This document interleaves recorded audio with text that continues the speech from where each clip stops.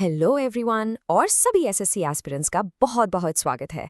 तो जैसा कि आप जानते हैं, एसएससी की वेबसाइट पर एक नया नोटिस आया है। और जब भी कोई नया नोटिस आता है ना, तो थोड़ी एक्साइटमेंट और थोड़ा कंफ्यूजन तो होता ही है।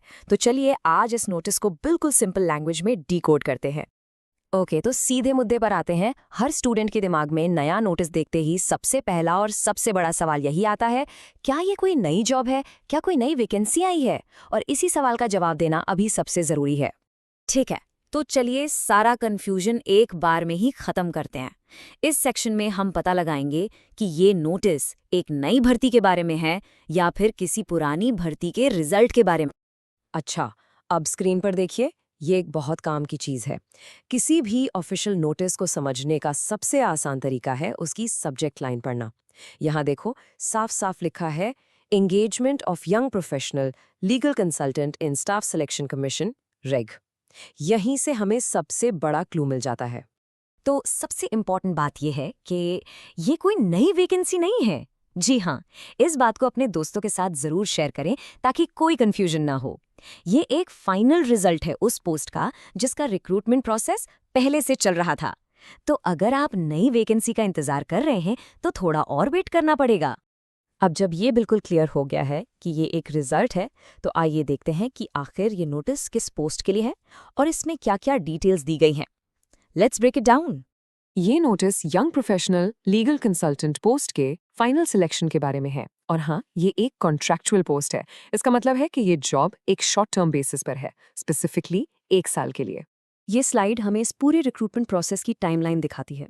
देखिए, एसएससी ने इसके लिए एप्लीकेशंस 8 अगस्त 2025 को अपनी वेबसाइट पर मांगी थी और अब 9 मार्च 2026 को फाइनल रिजल्ट डिक्लेयर किया गया है। तो जैसा कि आप देख सकते हैं, ये एक काफ़ी पुराने नोटिफिकेशन का कंक्लूजन है।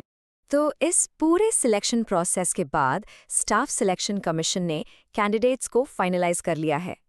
अब चलिए उन कैंडिडेट्स के नाम देखते हैं जिन्होंने इस पोस्ट के लिए क्वालिफाई किया है। जैसा कि आप स्क्रीन पर देख सकते हैं, 3 कैंडिडेट्स सिलेक्ट हुए हैं। पहले हैं श्री राहुल राठी, जिनकी पोस्टिंग एसएससी हेडक्वार्टर्स में होगी। दूसरी हैं एमएस गौरी वशिष्ठ, इनकी पोस्टिंग भी एसएससी हेडक्वार्टर्स में है।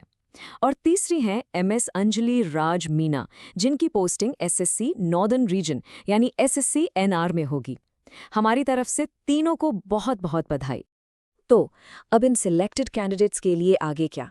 नोटिस के हिसाब से उन्हें 1 साल के कॉन्ट्रैक्ट पर रखा जाएगा।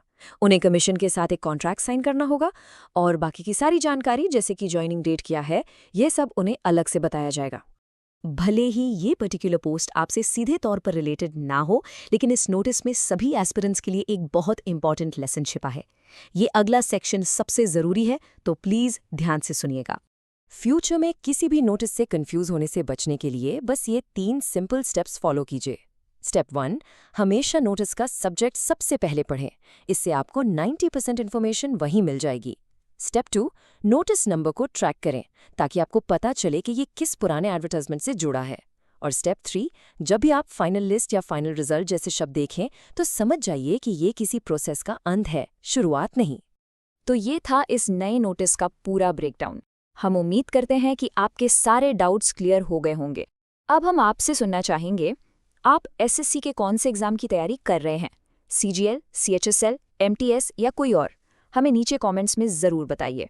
अगर आपको ये वीडियो हेल्पफुल लगा हो तो प्लीज़ लाइक, शेयर और चैनल को सब्सक्राइब करना मत भूलना। सारे पीडीएफ्स के लिए मेरा टेलीग्राम चैनल ज्वाइन करें, लिंक डिस्क्रिप्शन में है। Keep watching and stay tuned.